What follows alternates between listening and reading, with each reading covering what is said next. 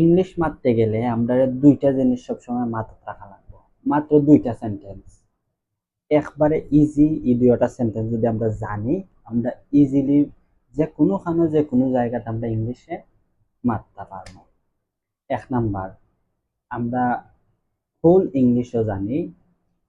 বাক্য দুই ধরনের, একটা হলো খাস ছাড়া, একটা হলো খাস সহ। অর্থাৎ একটা বাক্য যেটার মাঝে কোনো খাম নাই, কষ্ট নাই, ওটার ওই দিকে হয় খাজ ছাড়া। আর যেটার মাঝে খাম আছে, অর্থাৎ যেটার মাঝে কষ্ট আছে, ওটার হয় খাজ সহ। একটা উদাহরণ, একটা উদাহরণ দেই, তারপর আমরা ইজিলি বুঝতে পারবো। যেমন আমি একজন শিক্ষক, আই এম এ টিচার। এখানের মাঝে কোনো খাম নাই, এই কথাটার মাঝে কোনো খাম নাই। সো দ্যাট এখানের মাঝে আমরা লাগাইমু am is are was were, অর্থাৎ বর্তমান অতীত ভবিষ্যৎ বুঝছি আমরা এখানে am is are was were লাগাইমু। আর যেটা মাঝে খাম আছে, আমি হাঁটি, এটা একটা খাম। আই ওয়াক, আমি হাঁটি। তো এখানের মাঝে খাম আছে আর কষ্ট আছে। তো তার লাগে am is are was were লাগতো নাই। বর্তমান অতীত ভবিষ্যৎ বুঝা